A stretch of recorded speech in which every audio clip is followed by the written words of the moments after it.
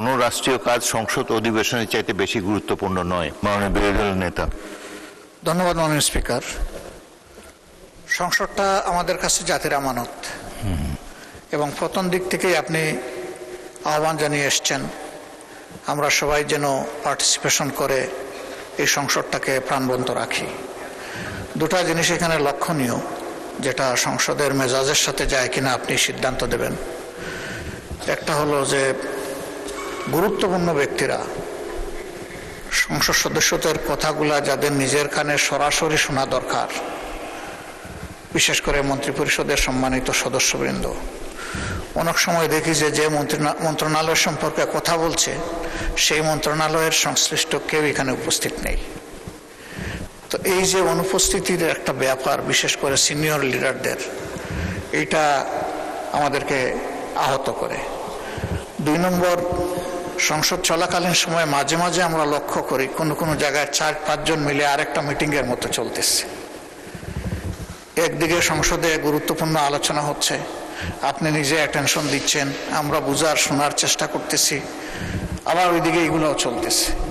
এগুলাতে সংসদের ডিসেন্সি যেমন নষ্ট হয়, তেমনি আমরা যারা সংসদকে অনুসরণ করার চেষ্টা করি আমাদের মনোযোগও নষ্ট হয়। এই বিষয়ে আপনি কিছু বলবেন কিনা, কোনো উদ্যোগ নেবেন কিনা? ধন্যবাদ মাননীয় স্পিকার। ধন্যবাদ বিরোধী দলীয় নেতা। তার উত্থাপিত প্রথম প্রশ্নটি অত্যন্ত গুরুত্বপূর্ণ। বাজেট অধিবেশন চলছে, গুরুত্বপূর্ণ মন্ত্রী, বিশেষ করে যাদের সম্পর্কে এলাকার দাবি দাওয়া নিয়ে মাননীয় সদস্যগণ বক্তব্য রাখেন, যেমন হাসপাতালের কারণে, হাসপাতালের অব্যবস্থার কারণে স্বাস্থ্যমন্ত্রীকে তারা অনেক কিছু বলেন, আইন শৃঙ্খলা প্রশ্নে স্বরাষ্ট্রমন্ত্রীকেও কিছু বলেন, এবং এলজিআরডি মন্ত্রী অবশ্যই এখানে থাকেন, তার ব্যাপারে সবসময় তারা দেয়। তবে কালকে এই প্রশ্নটি আলোচিত হয়েছিল এবং মাননীয় চিফ হুইপ বলেছিলেন যে তারা রাষ্ট্রীয় কাজে ব্যস্ত। তো যাই হোক, আমি আবারও আজকে তাগিদ দিলাম, কোনো রাষ্ট্রীয় কাজ সংসদ অধিবেশনের চাইতে বেশি গুরুত্বপূর্ণ নয়। সকল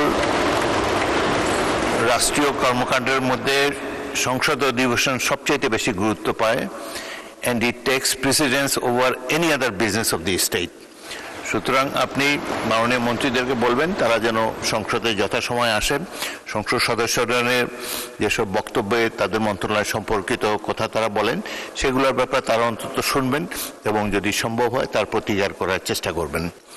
দ্বিতীয়ত, বিরোধী দলের নেতা যেটি বলেছেন, আমি মাঝে মাঝে দেখি সংসদের ছোট ছোট গ্রুপে কথাবার্তা চলে, ফ্লোর ক্রসিংও 2-1বার দেখেছি, সেগুলো আমি সাথে সাথে পয়েন্ট আউট করেছি।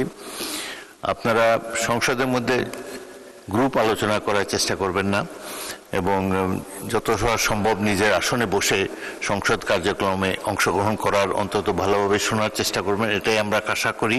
সংসদের শৃঙ্খলা বজায় রাখার ক্ষেত্রে আপনাদের সকলের সহযোগিতা কামনা করি। ধন্যবাদ।